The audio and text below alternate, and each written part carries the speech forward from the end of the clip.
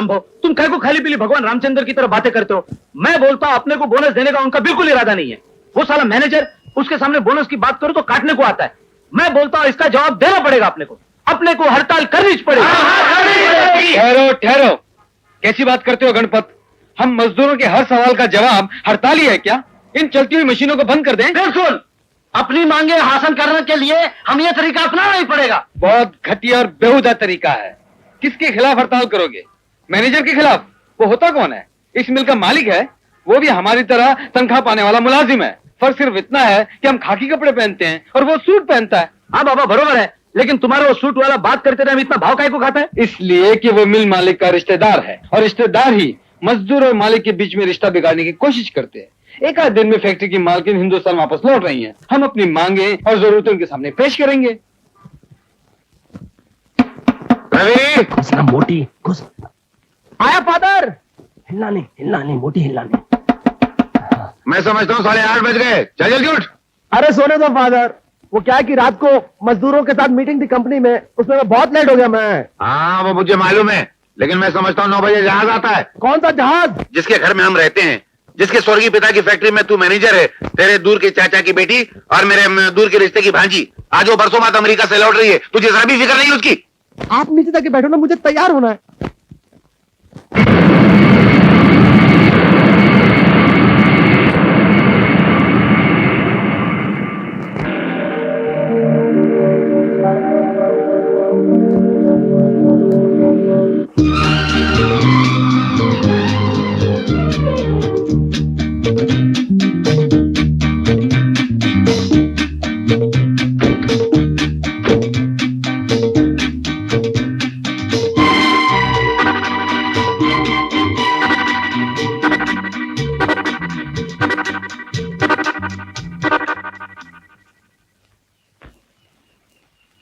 अरे यहाँ बैठा तो बीड़ी पी रहा है, देखा नहीं मालकिन आ गई। अरे बाप रे, मालकिन? हाँ मालकिन। अरे मैंने तो समझा अपना रवि बाबू रोज की तरह किसी छोकरी को लेकर आए।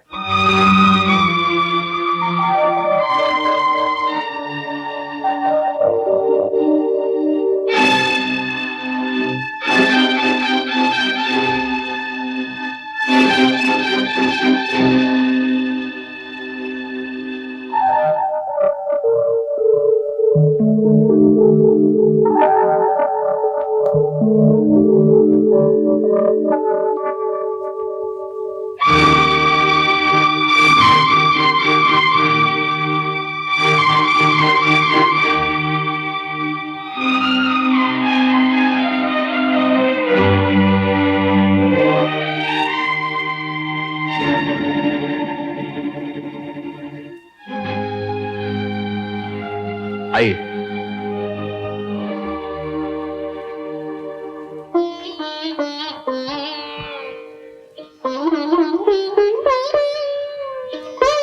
अंकल। हाँ बेटी। एक फूलों के हार की कीमत क्या होगी? 10-15 रुपए। क्या हमारी फैक्ट्री इतने नुकसान में चल रही है? पिताजी की तस्वीर के लिए एक हार खरीदने को पैसा नहीं रहा। रवि, एक फूलों की हार की कीमत कितनी होती है? 10-15 रुपए। तो क्या हमारी फैक्ट्री इतने नुकसान के घेर में चलेगी कि एक हार खरीदने को पैसे नहीं रहे तुम्हारे पास? ऐसी कोई बात नहीं है सीता देवी, हर रोज इन हाथों से फूल चढ़ाता हूँ इस तस्वीर पर। लेकिन तुम्हारे आने की खुशी में 3 दिन पहले मैं बालाजी के मंदिर गया था।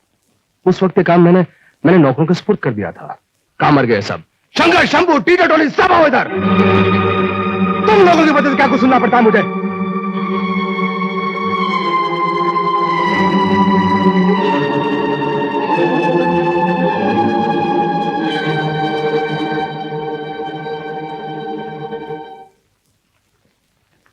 अंकल। हाँ हाँ हाँ बेटी। मुझे ये गंदगी बिल्कुल पसंद नहीं है। मुझे इस घर में साफ सफाई और डिसिप्लिन चाहिए। आज के बाद सब नौकर साफ सुथरे और यूनिफॉर्म पहने हुए चाहिए। अच्छा अंकल, हाँ वो जो बाहर बैठा बीड़ी पी रहा है उसे नौकरी से छुट्टी कर दीजिए। अच्छा। Attention, standard is.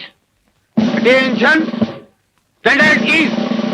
Attention, standard is. Attention, standard is.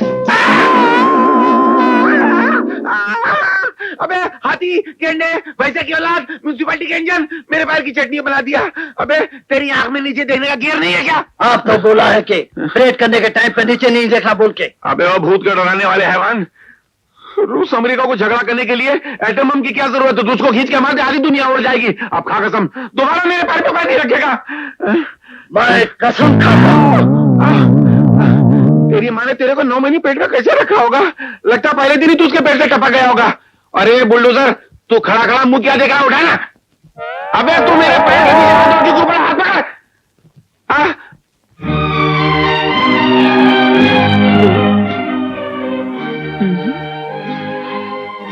Very good. Uncle कहाँ है? मैं पूछती हूँ अंकल कहाँ है? बदतमीजों, मैं तुम लोगों से बात कर रही हूँ और तुम लोग खामोश क्यों खड़े हो? हमसे कहा गया है कि आप जब आए तो हम अपना मुंह बंद रखें, अपना मुंह बंद अबे रखें। खच्चर की औलादो, मैंने खामोश रहने को कहा है, सवाल का जवाब देने को मना थोड़ी किया है। तुम लोग के दिमाग का गेर है या टूट के बाहर गिर गया है? तुम हंस क्यों रही हो? अंकल, ये यूनिफॉर्म क्यों पहन रखा है? बेटी तुमने कहा था ना घर के सभी लोगों को यूनिफॉर्म पहनना चाहिए, तो मैंने भी पहन लिया। ओहो, मेरा मतलब था घर के नौकरों को पहनना चाहिए। जाइए यूनिफॉर्म चेंज करके आइए। क्यों, मुझे नौकरी से निकाल दिया? छी, कैसे बातें करते हैं अंकल? आप नौकर थोड़ी हैं, आप तो मालिक हैं। जाइए कपड़े चेंज करके आइए। बेटी ये अच्छा दिखता है। मैंने सुबह आईने में देखा तो मेरे को ऐसा लगा मेरे को नजर लग जाएगी, तो मैंने फौरन काला टीका लगा लिया। अंकल ज्यादा मत हंसाइए, ये तो नौकरों के कपड़े हैं।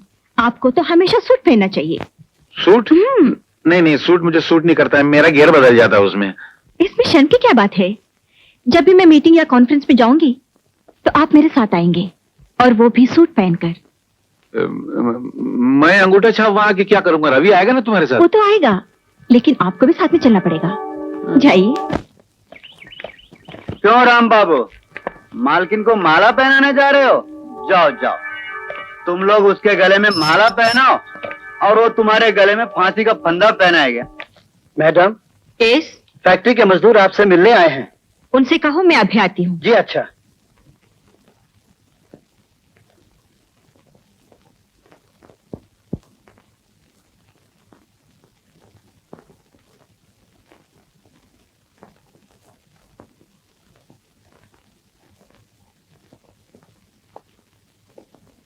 सीता, मैं तुम्हारे पिता को कभी भुला नहीं सकता। उनके एहसानों तले मेरा रोम रोम दबा हुआ है। तुम उनकी बेटी हो, तुम्हारे दिल में जो उनके लिए प्यार है उसे भी कोई मिटा नहीं सकता। लेकिन आज जो मैं बात तुम्हें बताने जा रहा हूं वो तुम्हें शायद नहीं मालूम।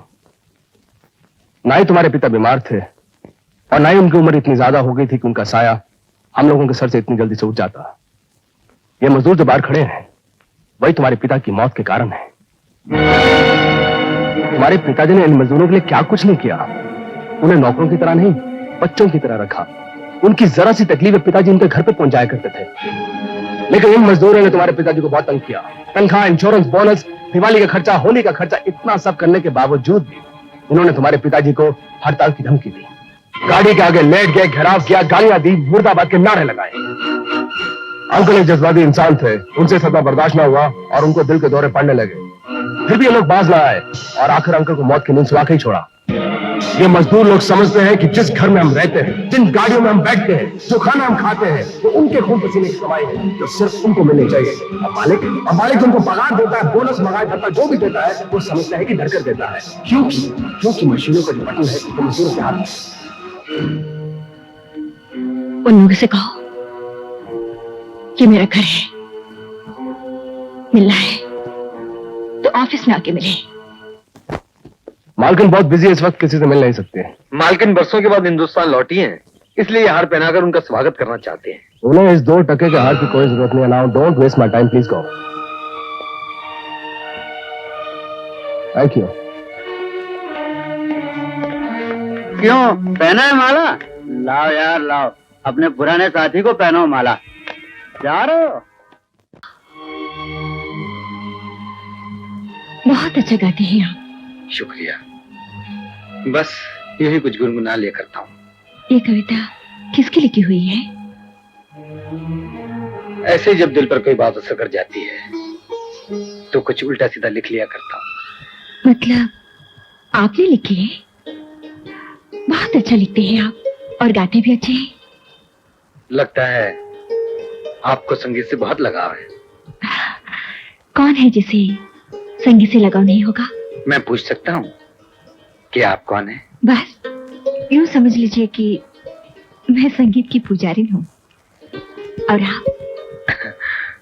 मेरे बारे में यूं कह लीजिए कि मैं संगीत के पुजारियों का पुजारी। आप यहाँ हर सुबह आते हैं? जी, अक्सर आया करता हूँ। आपके गीत का बहुत बहुत शुक्रिया। Bye bye.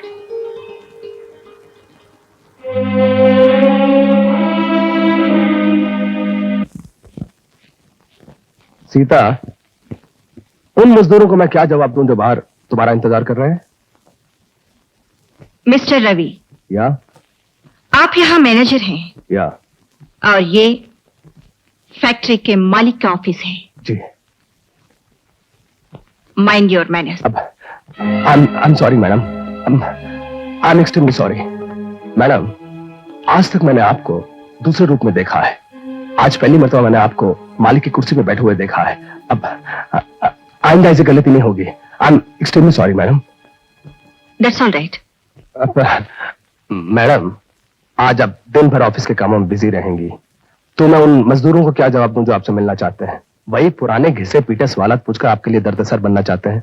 अब मैडम, क्या ये ठीक रहेगा कि अगर मैं उनसे ये कह दूं कि आज आप ऑडिटर और अपने लीगल एडवाइजर से मिल रहे हैं, इसलिए आपका उनसे मिलना नामुमकिन रहेगा? हाँ। Thank you madam. आज उनसे मिलना नामुमकिन है? सिर्फ आज ही नहीं, तुम सब लोगों का हर एक दिन का मिलना उनसे नामुमकिन है। उनका कहना है कि ऐसी कौन सी बात है जो तुम सब लोग मिलकर उनसे कहना चाहते हो। कोई फैक्ट्री की समस्या है या और कोई प्रॉब्लम है तो मैनेजर को उनसे नहीं। मेरी एक बात और कान खोलकर अच्छी तरह से सुन लो कि बड़े लोगों से ऐसे नहीं मिला जाता कि मुंह उठाए और चल दिए। उनका एक एक मिनट कीमती होता है। उनसे मिलने के लिए पहले अपॉइंटमेंट लेना पड़ता है। अपॉइंटमेंट? अब ये नौबत आ गई है कि मजदूर को मालिक से मिलने के लिए अपॉइंटमेंट लेना पड़ेगा।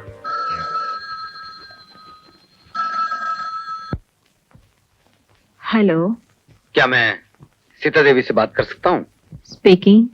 नमस्ते, मैं आपकी फैक्ट्री की मजदूर यूनियन का लीडर बोल रहा हूँ। यस। हमसे कहा गया है कि आपसे मिलना हो तो पहले अपॉइंटमेंट लेना जरूरी है। Of course. तो मैंने आपको उसी अपॉइंटमेंट के सिलसिले में फोन किया है कि आप मुलाकात के लिए कौन सा वक्त दे सकती हैं? अभी मुझे पता नहीं, बाद में मालूम कर लीजिएगा। बाद में यानी कब मैडम? इस अपॉइंटमेंट के लिए जो अपॉइंटमेंट लेना होगा, उस अपॉइंटमेंट के लिए कब फोन करूं, ये तो बता दीजिए। Shut up. तुम्हें बात करने की तमीज है या नहीं? जी नहीं, हम मजदूरों के पास तमीज कहां से आ सकती है? हमारी तमीज तो हमारे पसीने के साथ बहकर मशीनों में पिस जाती है। तमीज तो सिर्फ आप जैसों के पास होती है, क्योंकि air condition car, air condition घर और एयर कंडीशन ऑफिस में बैठती है ना, पसीना बहने नहीं पाता और तमीज खत्म होने नहीं पाती। तुम्हें कुछ होश है? क्या बकवास कर रही हो तुम? जी हाँ मैडम, मैं बिल्कुल होश में हूँ और अच्छी तरह समझ रहा हूँ कि मैं क्या कह रहा हूँ, और वही आपको समझाना चाहता हूँ कि मजदूर और मालिक का रिश्ता ऐसा होता है जैसे आत्मा का शरीर से। अगर आत्मा और शरीर के बीच अपॉइंटमेंट की दीवार खड़ी कर दी गई तो जिंदगी को डिसअपॉइंटमेंट का मुंह देखना पड़ जाएगा। बकवास बंद करो और अपनी जुबान को लगाम दो। तुम लोगों को मुझसे मिलने की, मुझे फोन करने की कोई जरूरत नहीं। तुम्हारे लिए इतने ही कहना काफी है कि मैं मालिक हूँ और तुम मजदूर हो। अगर तुम्हें कुछ कहना है तो मैनेजर से कहो, मुझसे नहीं। आइंदा ख्याल रहे। That's all.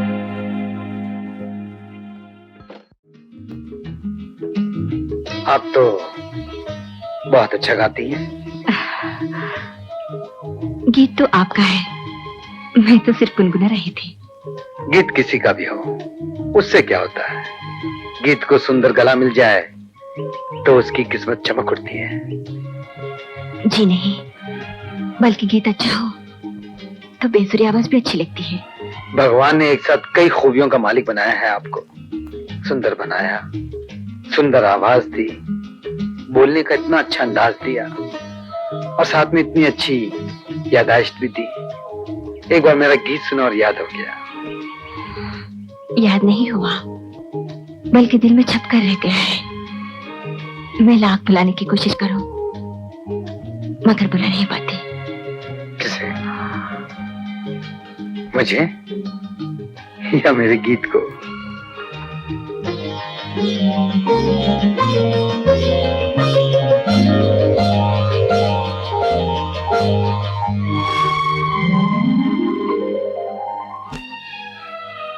भगवान ने एक साथ कई खूबियों का मालिक बनाया है आपको।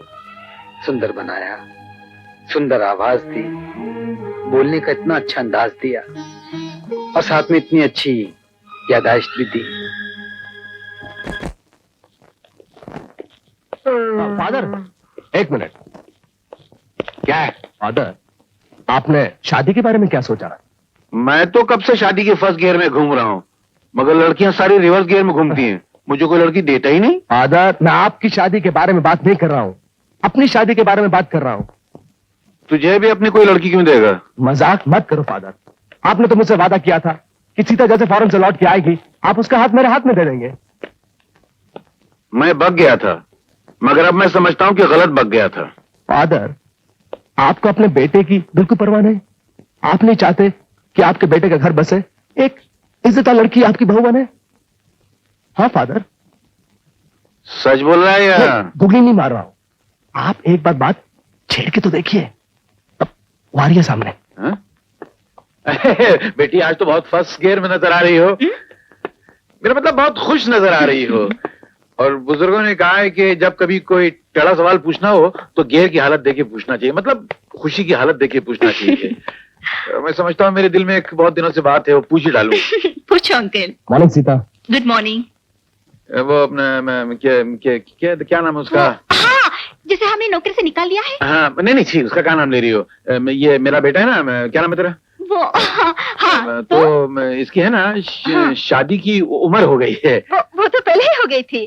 जब मैं अमेरिका गई थी उस वक्त ये शादी के लायक हो गया था। हाँ, मगर जब तुम अमेरिका जा रही थी तो रिवर्स गियर में बचपने की तरफ चला गया था। अब तुम अमेरिका से लौट आई हो तो ये फर्स्ट गियर में जवानी की तरफ लौट आया है। ठीक कहा आपने। सही कहा? मैंने सही कहा? मतलब गाड़ी फर्स्ट गियर में आ गई? अरे बेटा, मैं तो कभी सोच भी नहीं सकता था कि गाड़ी इतनी जल्दी फर्स्ट गियर में आ जाएगी। चल जल्दी शुक्रिया अदा कर, शुक्रिया अदा कर। मुझे तो अल्फाज ही नहीं मिले। मैं तुम दोनों की जन्मपत्री लेकर आदि रुचि के पास जाता हूँ। जन्मपत्री किसके लिए? फर्स्ट गियर निकालने के लिए। शादी किसकी? आपसे किसने कहा कि मैं उससे शादी करना चाहती हूँ? तुमने कहा? तब अभी मैंने तो रवि की शादी के बारे में हाँ कहा। रवि की शादी अपने साथ करने को नहीं कहा। जाइए, कोई अच्छी सी लड़की उसके लिए ढूंढ लीजिए। शादी के लिए जो भी खर्चा होगा मैं करूंगी। लेकिन बेटी, फिर तुम्हारी शादी कब? जिसे मैं पसंद करूंगी उससे मैं खुद शादी कर लूंगी। फिर ये लटक गया। फादर, क्या बात कर रहे हैं आप? कैसी बात कर रहे हैं आप? आप चाहते हैं कि वो खुले शब्दों के अंदर बोले कि आपके बेटे को नहीं चाहते? नहीं, आप में जरा सी भी कॉमन सेंस है कि नहीं? हाँ? मैंने आपसे क्या कहा था? मैंने आपसे ये कहा था कि मेरा हाथ इस लायक नहीं कि उसका हाथ लेकर थाम ले। और आपने क्या कहा था? आपने कहा था नहीं बेटा, इसके साथ शादी करने के लिए सिर्फ तू ही काबिल है। मैंने? सीता, अगर तुम शादी के लिए राजी हो भी जाती तो मैं खुद तुम्हारे पास चल कर आता और तुमको समझाता कि तुम अपनी हैसियत को देखो और फिर मेरी हैसियत पे नजर डालो। तुम आसमान का तारा हो और मैं जमीन की धूल। मैं तुमसे शादी करने के लिए बिल्कुल राजी नहीं हूं। अरे मगर तूने नहीं कहा था? I say get out, out you old man, out, senseless fellow। मेरी एक बात और तुम और से सुन लो। अगर तुम शादी के लिए हाँ कह भी देती, मैं खुद तुम्हारे पास आकर शादी के लिए इनकार कर देता। भाई, मेरा तुम्हारा क्या मुकाबला? फादर की वजह से तुम्हें जो तकलीफ पहुंची है उसके लिए मैं तुमसे माफी मांगता हूं। वो बेचारे बेटे की शादी के जोश में भूल गए थे कि जूता पैर में पहना जाता है, टोपी की जगह सर पर नहीं रखा जाता। उनकी बदतमीजी की वजह से तुम्हारे दिल को जो ठेस पहुंची है उसके लिए मैं सीता देवी हाथ जोड़ के तुमसे माफी मांगता हूं।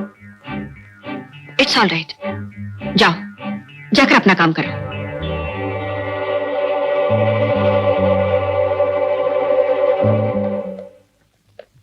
उल्लू का पट्टा 420 बेईमान बिना पिंडे का लोटा जिधर का पल्ला भारी देखता उधर लुढ़क जाता है, उसकी नजरों में मुझे बेवकूफ बना दिया।